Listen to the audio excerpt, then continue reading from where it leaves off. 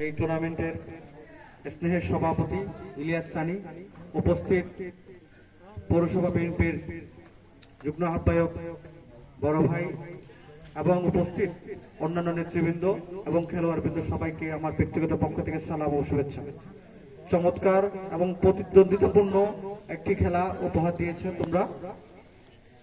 খেলার মধ্যে জয় পরাজয় অবশ্যই থাকবে, এটাই হচ্ছে খেলার একটি চমৎকার বিষয়, হচ্ছে জয় পরাজয়। সবাই ভালো খেলেছে, কিন্তু জয় এবং পরাজয় ছাড়া খেলা হয় না।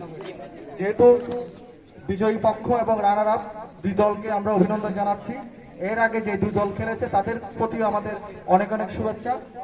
নিয়মিত খেলা চর্চা, ক্রীড়া চর্চা এবং সুস্বাস্থ্যের জন্য এটার কোনো বিকল্প নেই। আমি সবার দীর্ঘায়ু এবং সুস্বাস্থ্য কামনা করে আমার সংক্ষিপ্ত বক্তব্য এখানে শেষ করছি। ইনশাআল্লাহ দেখা হবে, কথা হবে। আসসালামু আলাইকুম।